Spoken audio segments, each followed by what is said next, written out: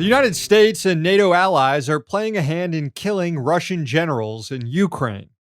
Intelligence officials revealed to the New York Times a classified effort by the Biden administration to provide real time information and intelligence about troop movements and the location of Russian military leadership.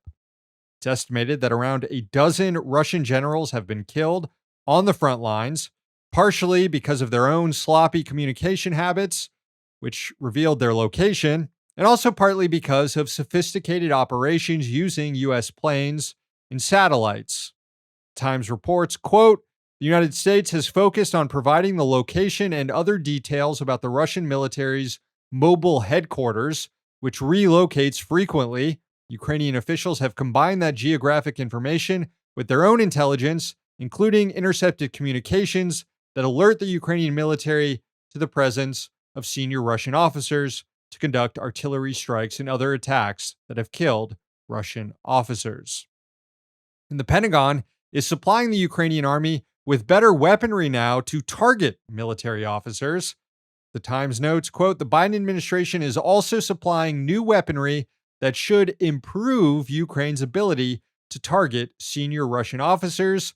A smaller version of the Switchblade drone, which is now arriving on the battlefield, can be used to identify and kill individual soldiers and could take out a general sitting in a vehicle or giving orders on a front line." So the U.S. is essentially providing the intelligence and the weapons to kill Russian generals.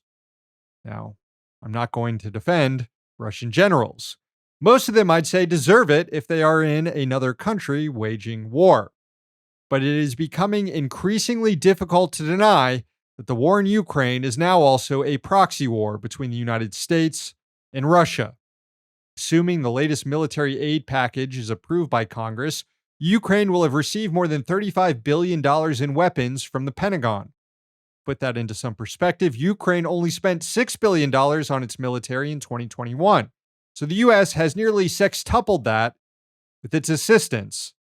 Adding in both weapons, economic, and humanitarian aid, the U.S. is quickly approaching spending levels in just this war that equal the entire U.S. State Department's budget and almost the entire Russian military budget. Instead of using its leverage with both Ukraine and Russia to seek a diplomatic end to the war, the U.S. is funding a meat grinder in the Donbass.